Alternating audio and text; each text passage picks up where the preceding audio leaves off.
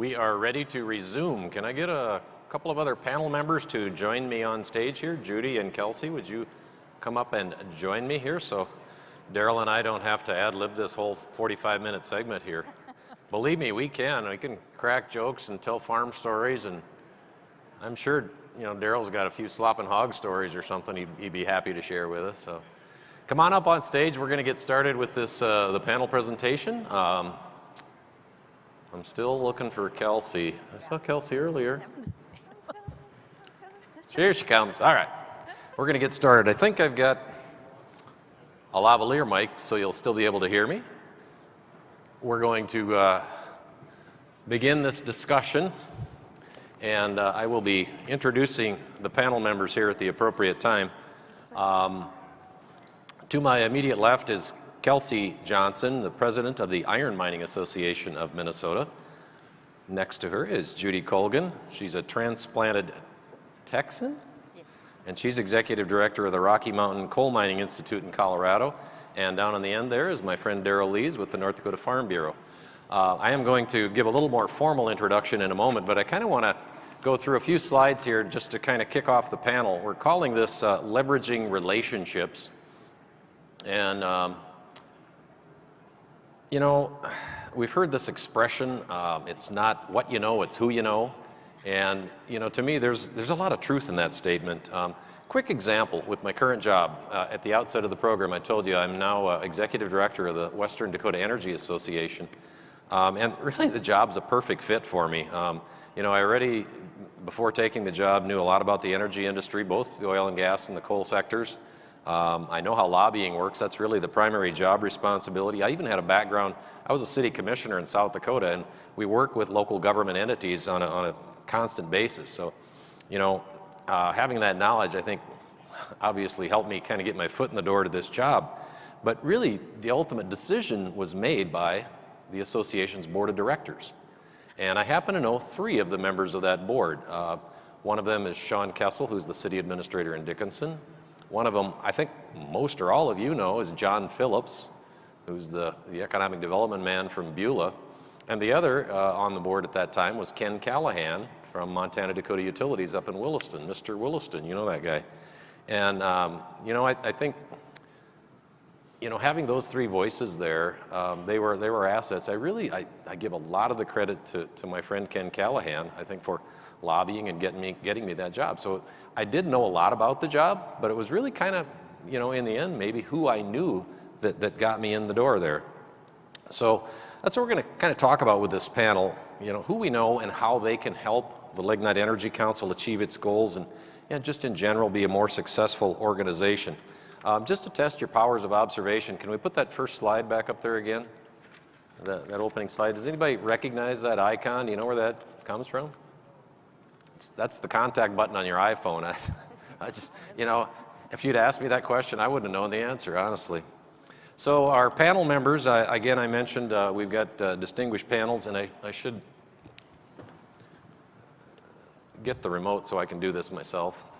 Okay, now we're good. These are our distinguished panel members again, their names, and I will be introducing them in just a moment. I'll turn it distinguished, emphasis on distinguished, yeah, Daryl, yeah. But I'm going to kind of walk through kind of a few ideas and some of my observations and maybe kind of try to stimulate a little bit more ideas, and hopefully we'll have time to ask a few questions and really kind of explore this concept a little bit. So we talk about relationships and context. Well, establishing context, that's one thing. I mean, you gotta meet people. That's why we have these networking sessions. You get out there and meet people.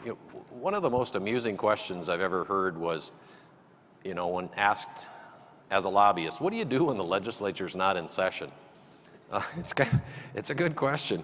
But anybody who knows their stuff as a lobbyist will tell you that the secret to being a good lobbyist is building relationships and maintaining positive relationships with people.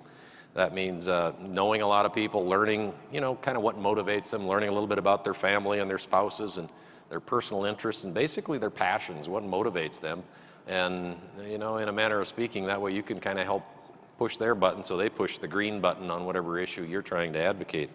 I think it also means getting to know more people But if you're shy and you have a little trouble meeting people, this may sound strange, but I have found that a good way to meet people is not to just go up and introduce yourself, but to start a conversation as if you already know them. Just go up and ask them a question, like my sisters did at Norsk Hustfest. My sister started this thing, the slide I had up there. So where are you from then? That's how they would start a conversation at Hustfest, and you would not believe it works every time at Hustfest. So where are you from then? It's a powerful conversation starter. You can talk about the weather, you can talk about sports, just kind of get engaged in conversation and then make an introduction. That to me, I think kind of works pretty well. So moving right along, part of our point here is forming relationships with other like-minded organizations, building allies in the industry and in other industries. And one of the examples I would use is how our association, Western Dakota Energy Association, we represent units of local government in the oil-producing counties of North Dakota. We work very closely with the North Dakota Petroleum Council. We have a lot of the same interests. We want to promote the industry. We want to have a successful economy. There are areas of disagreement, sometimes landowner rights issues and those kinds of things get in the way. But generally, we want to help the industry attract the workforce they need and deal with the regulatory obstacles that they might have in accomplishing their jobs. And at the same time, they need good communities for their workers, and they help us in that respect. So we've got a very beneficial, symbiotic relationship there where we both benefit. Mutual benefits is really kind of, I think, the key to establishing those relationships. You might not be able to influence a particular legislator, but you might have somebody like Daryl over there who's got, he's got an in with Kevin Kramer for sure, right? So some days. Well, maybe, I don't know. He used to work for Kevin Kramer, so. But if I don't know, for some reason you're having an issue, you might be able to call upon a friend in the industry, to get in the door there. And again, like those landowner issues I mentioned, there are times you have to agree to disagree. There are some things we maybe aren't going to agree about, but just kind of put those aside and focus on the areas where you can work together. The other thing I think it's important is to choose your battles. I mean, sometimes it's just unwinnable. When I talk about potential partners maybe trying to win you over, I've got a quick example there. I've been working with a group called the National Rural Shale Coalition. It's a kind of a ad hoc group of organizations like ours that work with communities in energy impacted regions. And we recently were approached by the Environmental Defense Fund about participating in our organization. And we had a conference call to discuss this. And I know a little bit about EDF. I mean, if this isn't an oxymoron, one of the more reasonable environmental extremist groups. That is an oxymoron. That's an oxymoron. Okay, Daryl says it's an oxymoron, but they're generally viewed as one of the more reasonable ones. But what I pointed out to the group I just went to EDF's Twitter feed and I just showed them. They are absolutely opposed to everything the Trump EPA is doing right now. Restoring power to the states, all the different things, rolling back these outrageous environmental regulations. EDF is on board with them all the way through. They're opposed to everything that's going on. I think it's important to know your enemy too, know what motivates them. But don't deepen that divide. Treat them with respect, argue with facts, not emotion. That's important. Just stick to the facts. You don't need to resort to name calling. The lignite industry's got a solid track record on environmental issues, reclamation and clean air and clean water. We all want the same thing. We all want clean air and clean water, and that's important to just point that out to folks. Look at our track record. We're a pretty good organization here. Some battles you just can't win. I mean, some people, I'm afraid, Dave Glott mentioned it, they're just hopeless. They're dug in with their views. They cannot be persuaded. So just cut your losses. Don't bother. One thing I do, I've got a couple, I guess I would call them environmental adversaries on Facebook, friends on Facebook who have very different views. And it really, in some of those Facebook debates, it sort of helps sharpen my arguments by bantering with them in really a kind of a harmless environment. Bipartisanship, always work both sides of the aisle. Absolutely. We may disagree with a political party on a lot of issues, but there's always common ground, and you never know when they're going to be able to help you out with a vote on an issue. So always work both sides. And bottom line, I think one of the most important things is don't compromise your principles. You know, you can give a little bit on an issue, but you know, there's only so far you can go. You know, in this era of political correctness, we're being really, you know, forced to move into this green energy kind of thing. And if I may close my observations with a quote, I believe Alex Epstein has spoken to this organization before, and I want to recite something from the Moral Case for Fossil Fuels. And with advance apologies to those in the audience who may be wind energy advocates, this is a paragraph from Alex's book. And this is what I'm talking about when I say don't compromise your principles, because this reliability compensation argument that's going on before the Department of Energy and FERC is important.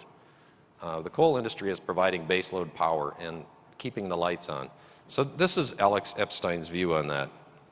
The only way for solar and wind to be truly useful, reliable sources of energy would be to combine them with some form of extremely inexpensive mass storage system.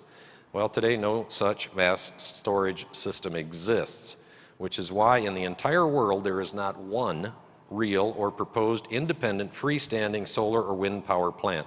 All of them require backup, except that, quote, backup implies that solar and wind work most of the time. It would be more accurate to say that solar and wind are parasites that require a host. Pretty strong words, eh?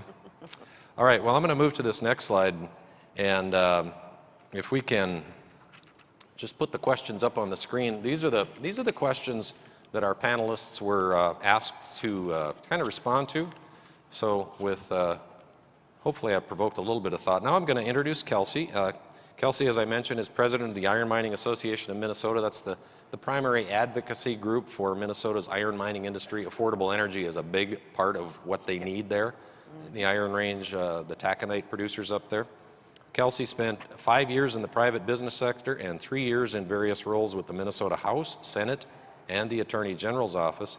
And immediately prior to joining the Iron Mining Association, she represented the Grocery Manufacturers Association as its Director of State Government Affairs.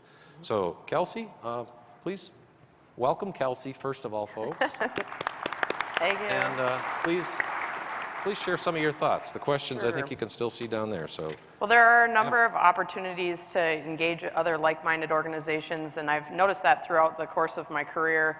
In my previous role, I actually worked pretty closely with the Farm Bureau to help pass the GMO labeling initiative, and I don't know if that was a success or it was kind of an interesting initiative. And I think that at the end of the day, there are many opportunities, but you have to understand the business and the real goals of any organization on what they're trying to accomplish in order to build that coalition and bring them into the coalition. So in one case, I'm actually working pretty closely with the agricultural sector right now on an ambient air quality standard initiative in the state. And so I approached them. I said, hey, we've got this issue, and I believe it's an issue for you as well.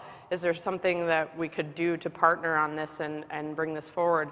And oddly, what's nice about the agricultural community in Minnesota is that they're still very closely attached with both sides of the aisle. So in my goal to pass this, they've got some really strong relationships with rural legislators, especially in the farming and agricultural communities. So it's been a really nice relationship because I've got pretty strong relationships within the iron mining side and the Iron Range area, but it's not always to my benefit to just work with those folks. There are only 8 of them now.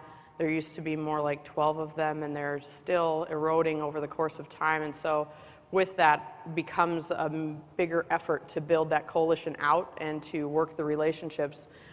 Each of us has relationships with different folks, and those relationships are very reliable. And so when we have those conversations, it's nice to be friend to friend and saying, hey, we really would like your help with this, rather than having it be a situation where you're introducing yourself, trying to establish trust quickly and build that relationship, sometimes to your benefit and sometimes not. So. All right. Can you maybe identify some groups that you might be missing right now? What are some other opportunities for the Iron Mining Association? What other, are you missing anyone right now that you should really probably try to reach out to and talk to? Yeah, the metro area is a really difficult area for us in the state of Minnesota, just because people have, and I'm sure this is an issue area that you're experiencing as well, but the conversations that we're having, more often than not, people don't understand where their basic products and the things that they see around them every day come from. They have no concept of that. And they don't understand why iron mining would be impacted by the decisions that are made in the Twin Cities. And so it's the basic understanding, and that's something that we're trying to build on all the time, is just do that basic education for people to understand that it's an industry that's existed in Minnesota for 130 years. It's a third of the regional economy in northeastern Minnesota. Those are basic things that people do not understand. And so right now we're having a very divisive dialogue because there's a new type of mining coming into northeastern Minnesota with copper nickel.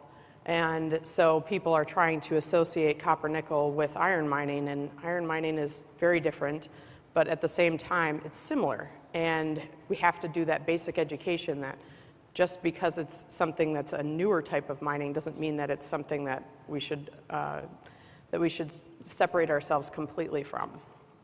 So it's an interesting conversation, but yeah, that metro area is hard. You know, in pointing out some of those things about iron mining, and people don't know really what the benefit of it is.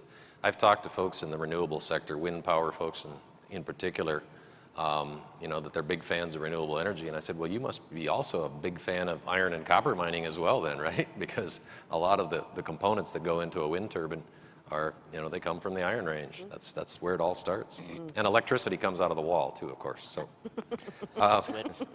Turn it on, it's there. no, it's there. We're going to pass it over to Judy. Our next panelist here is Judy Colgan. As I mentioned, a transplanted Texan, the executive director of the Rocky Mountain Coal Mining Institute in Colorado.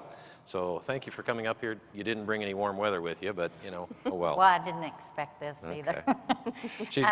Judy's been involved in mining for 13 years, in the industry for 13 years. She previously was marketing director for the Colorado Mining Association, president of the Denver Coal Club. Boy, that's got to be a popular group out there.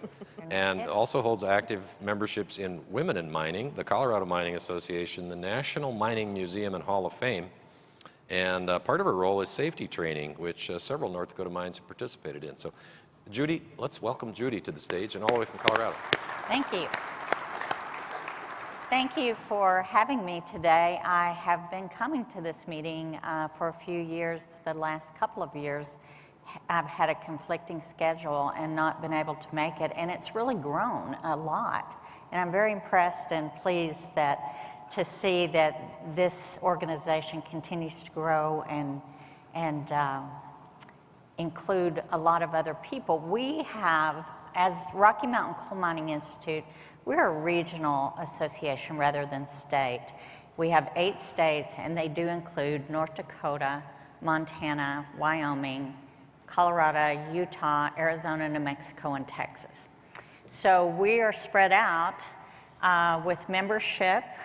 We have individual membership rather than corporate membership. So that gives us a unique position to be able to work in different ways than the state organizations do. We also started Friends of Coal West a few years ago. Friends of Coal was a big thing in the East. Friends of Coal West includes, I just took the license for all of the West, and that includes all of you too, because as a friend of coal, you want to see affordable energy, and that affects your business as far as iron and whatever, because you need that affordable electricity. And that has given us a unique position to work with other companies and organizations as far as, I know you've all listened to the presentation before, the Clean Power Plan listening sessions, the BLM, we've had endless listening sessions for the last few years. And a lot of companies that maybe wanted to have a pretty good participation but didn't necessarily want to put themselves out there would do it under a Friends of Coal banner. They would call and say, hey, we want to send a whole bus up for this session, but we don't want it to have a certain company on the side of it, so can we use Friends of Coal? And that's been really successful, and it's been helpful for the companies. It's been helpful for us as well. Friends of Coal has no membership dues, so I encourage all of you to go to Friends of Coal West and sign up. And what it does is it gives us a stronger voice with anything. If you can say, we've worked with ag, with the oil and gas industry through several states and stuff. Anytime you can bring those voices together and walk into a place and say, we have several thousand strong who are supporting whatever, it makes a difference. And I think that the coal industry was really guilty of not doing that in the beginning when it was king coal and we didn't have all the attacks and the regulatory chokeholds that we have now. It was easy, and we didn't stand up and we didn't speak for ourselves as well as we should have. So then we kind of got kicked hard. So hopefully the coal industry has learned those lessons, and it is about building coalitions and having individual voices. If you have a restaurant, if you have a gas station or whatever, you're supported. If the coal industry's down and you're in one of those areas, then your business is down. So it's all about keeping everybody's business viable, healthy, and having a voice in that. And that's been a very strong component of what we've been able to do. Just off the top, what portion of Colorado's electricity comes from coal? Do you know? Well, it used to be quite a bit more. It's about 38%. And I will tell you that it feels really good to be in North Dakota and some of the other states we're in. I went to a Public Utilities Commission hearing in Denver about a month ago because Xcel Energy is trying to close a couple of power plants near Pueblo that absolutely don't need to be closed yet. I felt like I was on another planet. They had gathered together every environmental green opposition person they could to be there. They were in full force, and I really truly have never experienced that level before. We had maybe 5 to 10 pro-coal people in that whole listening session. That's never happened before. Colorado, of course, is not a friendly state, but then we have, you know, North Dakota, Montana, Wyoming that are. But each state has their challenges. Montana, they're trying to close that coal strip power plant. And so we have to work in each state to, and that's one thing that has made us effective is that they call and say, oh my gosh, we're gonna have this hearing, this listening session. There was one in Gillette last week. Jason was there. So they call and say, can you rally the troops? Can you get people out? We also always put on our websites, and we send several emails about it's time to make a comment on this. Mm-hmm. And you heard the speaker before say that the comment period for this Clean Power Plan repeal is up until April 26th. I encourage you all, if you have not, please make a comment. It's very easy.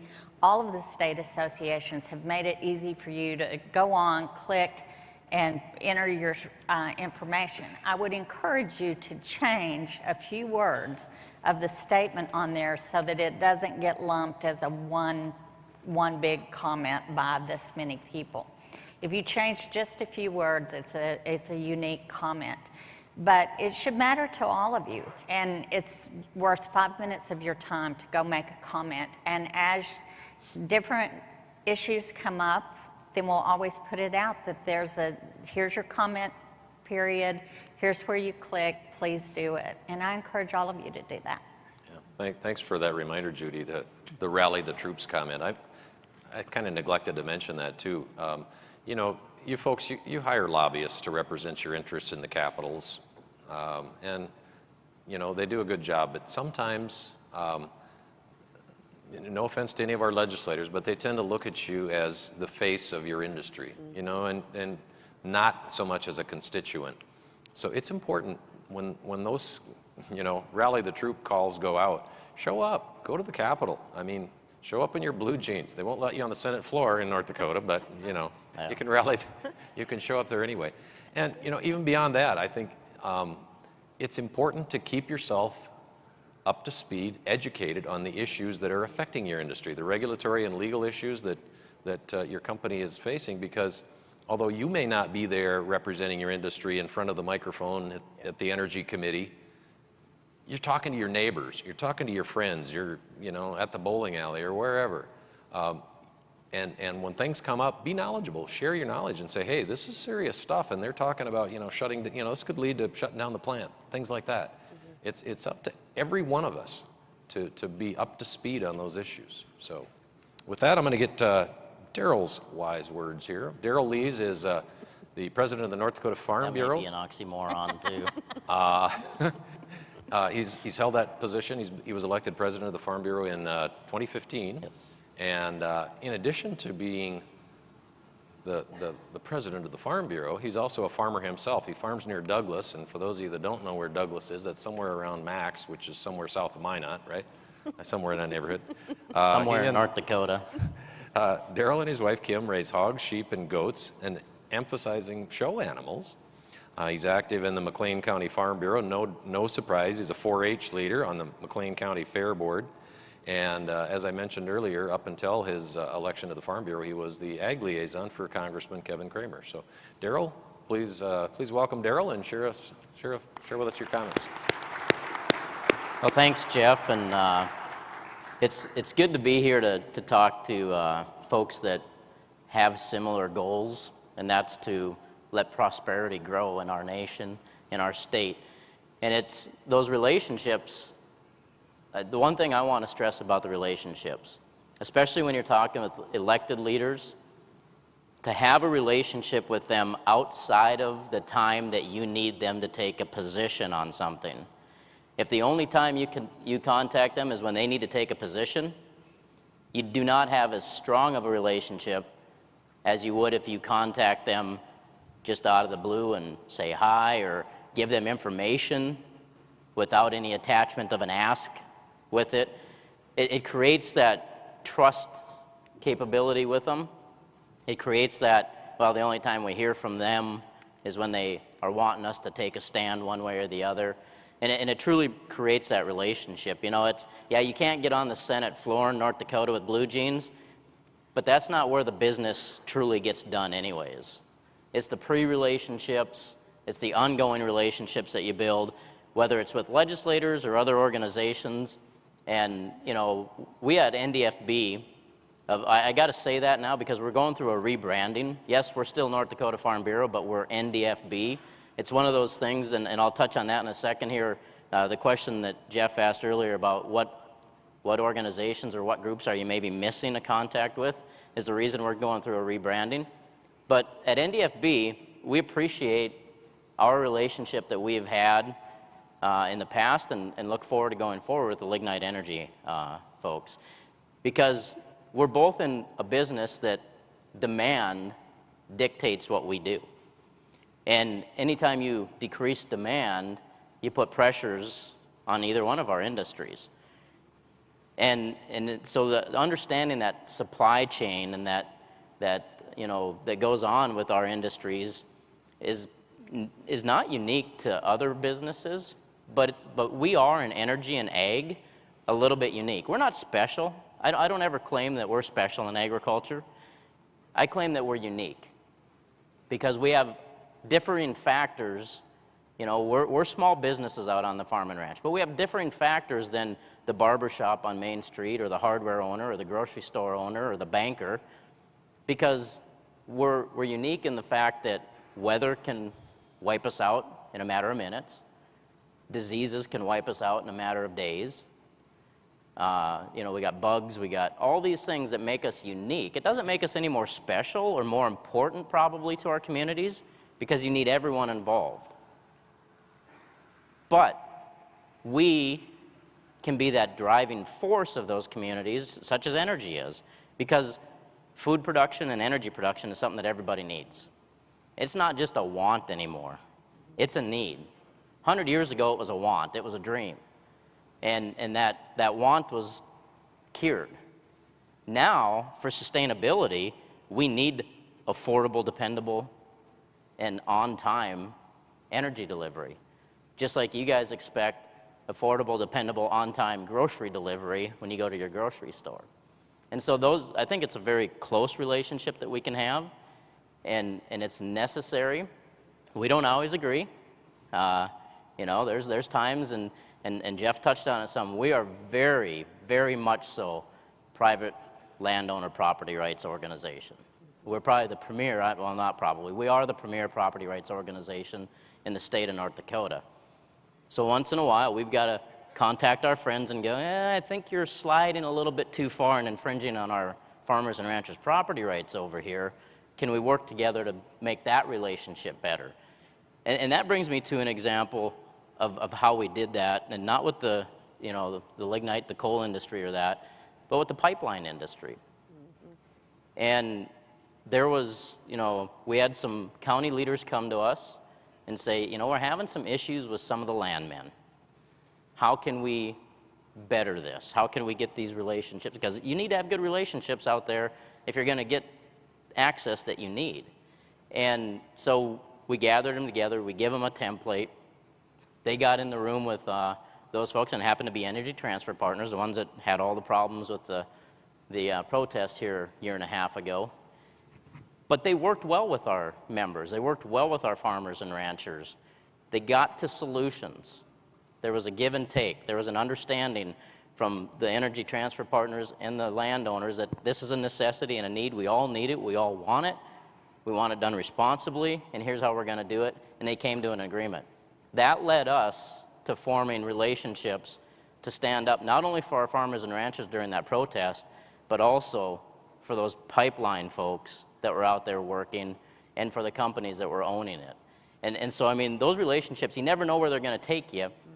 And so, Geoff, you know, one of the areas that we've been focusing on, that we've been missing, and it's really an odd one that we've been missing, but agriculture has been missing this for quite some time, and that's the relationship to consumer groups. Whether it's the consumer mom at home, or if it's groups that are putting out information about food and misinformation. So we've taken a proactive approach. Just lately here, we launched onyourtable.org, a website. We term it the website that truth meets food.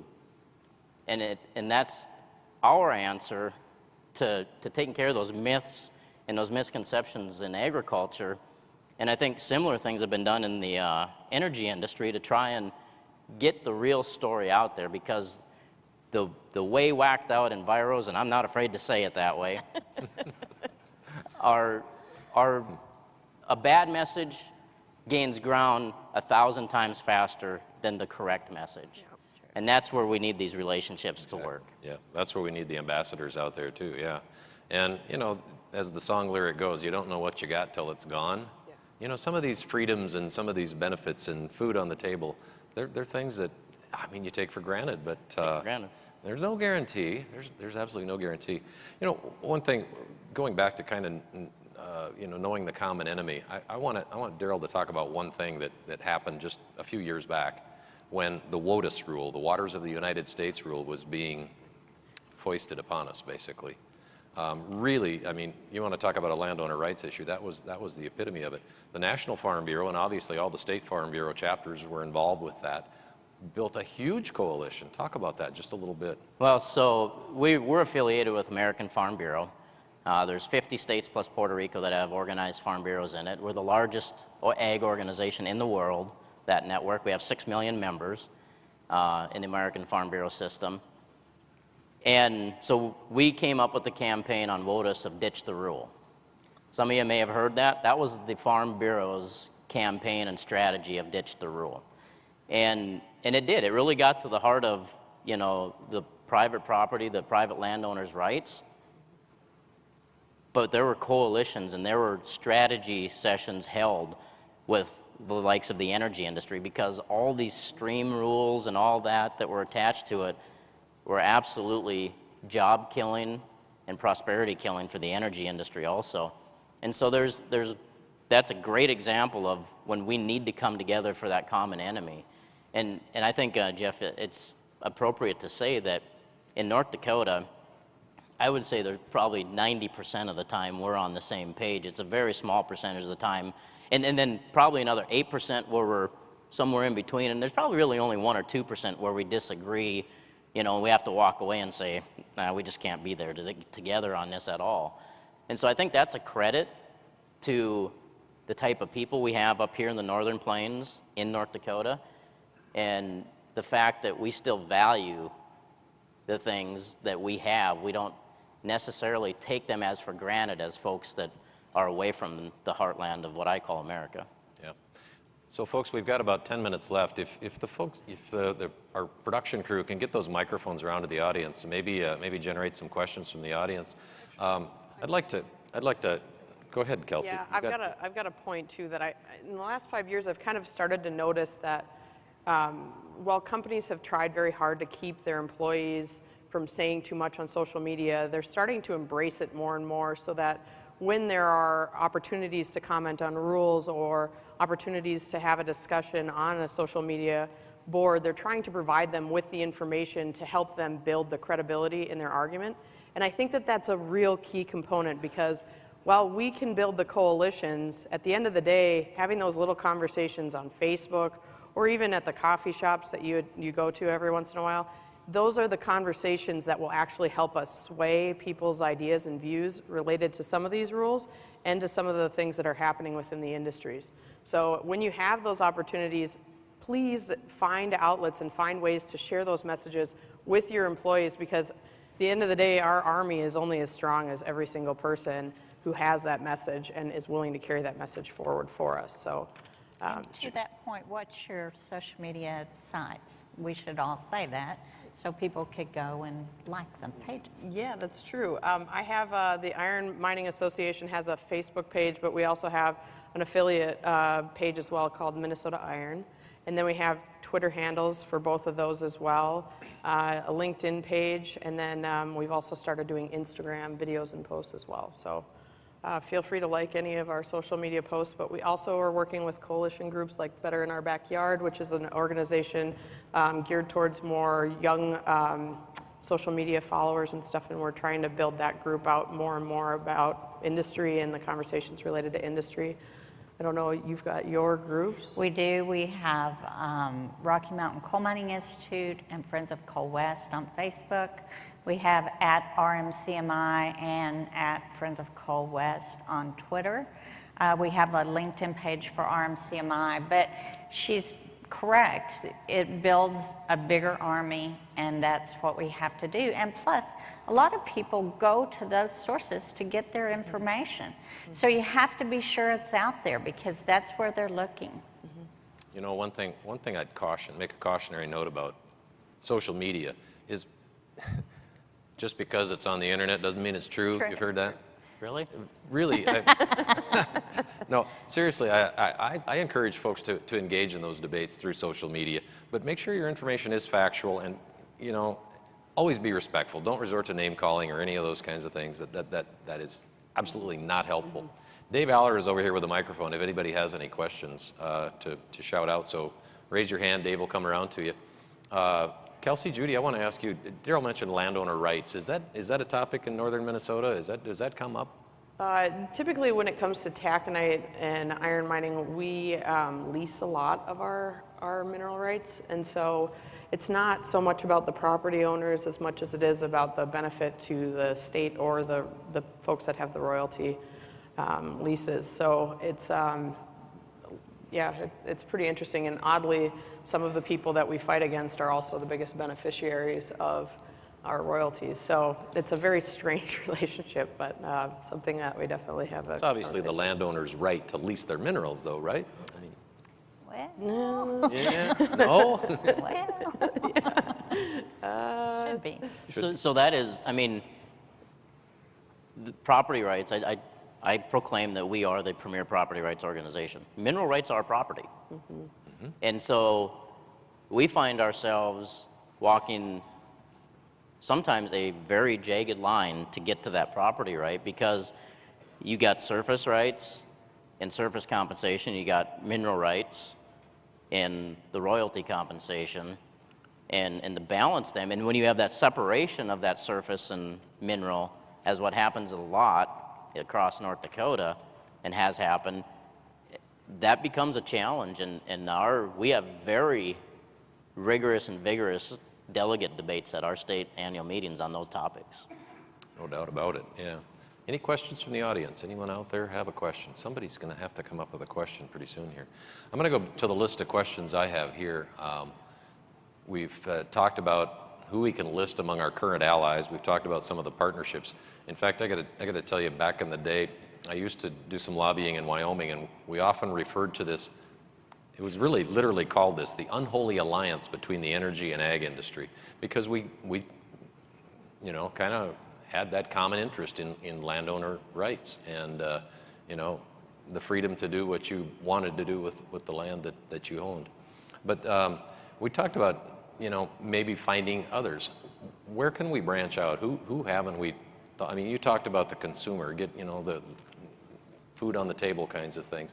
Who are we missing? I mean, can you talk about that? We actually, we're under a pretty extensive rulemaking process right now with the Pollution Control Agency that's kind of been coming for the last 8 years. And our coalition is pretty broad, but we've brought city governments, school districts, anybody that benefits from our tax dollars, our taconite and iron mining tax dollars. And then we've got unions, we've got just a broad coalition, all sorts of business groups kind of coming forward to try and help us through this rulemaking process. It's something that will affect the industry, but it's also something that will affect each one of those different areas, including these cities and their municipal wastewater streams. So sometimes it takes a little bit of thinking outside the box to understand where these, like what their initiatives are and what are the goals of the different groups that you're approaching. But once you figure that out, it's an easier ask to ask them to join your coalition and bring it forward. So the Lignite Council has a teacher seminar every year. Are you doing that? Are you talking to the teachers? Are you getting into the schools, Judy? We don't have a teacher program. What we do, we give scholarships, and we work with those scholars and bring them to our conference, and usually try to get them internships and stuff, just keep them interested in the industry. And many of our past scholars have not only gone on to high-ranking positions within the mining industry, several of them now serve on our board of directors, and we do a lot of professional development classes and stuff, but we help support each state that we're involved in some of their teacher programs, because that is, the education is the biggest part of what we need to do to move forward and stop the miseducation about what's going on. And so that's a really important factor. And we have a patron program where people make scholarship donations. We do a big auction every year at our conference to try to help fund that. And you know, it's funny, we used to get, I don't know, 30, 40 applications a year for scholarships, and now we're down to like 10 or 15. Because people don't necessarily believe that there's a big future in coal industry anymore. So we have to work hard to get that information out there. And by the same token, like she was talking about, the school systems and stuff are like, wait, where are our tax dollars? Well, you were paying great severance taxes when your production is up. But when you're being regulated to the point that your production is down, then the schools and the cities, everybody's losing those tax dollars. It's something we need to continually point out, that these industries pay a lot of taxes. They really pay a lot of taxes. You know, folks who know me know I collect quotes. One of them, back to education, is the philosophy of the classroom in this generation is the philosophy of government in the next. So it's so important that we reach those kids. We're down to about... You got a question? Okay, this might be the one and only question. Greg, you got it. We're down to a couple of minutes left. So this is actually for Kelsey. I'm just curious your relationship with the new copper nickel industry that's coming into northeastern Minnesota, because I've been kind of watching from the sidelines, and I noticed some of their some of the things that the environmental groups are coming after the new copper nickel people may have some impacts on the iron people up in northern Minnesota, especially the sulfate situation. I'm just curious what your relationship is with the new copper nickel companies. Well, we are the existing industry, so we're probably the most vocal of the industries. But we work pretty closely together.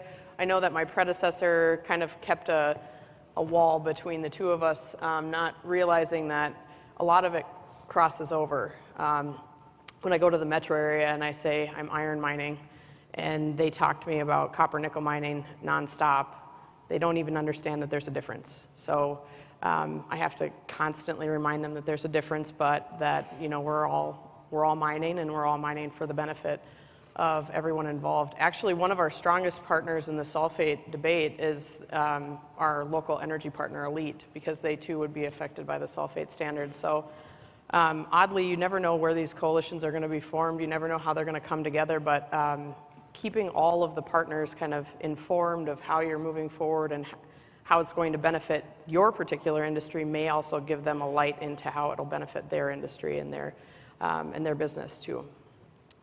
All right. Well, unfortunately, we are out of time. I think we could go on for a while. I would please thank our panel, folks. That was awesome. We are now going to take another short break. Thanks, Geoff. Oh, thank you. Thank you. We're going to take a short break and be back here at 11:30 to hear from Mike Holmes in the R&D report. So please be back at 11:30. Thanks, everyone.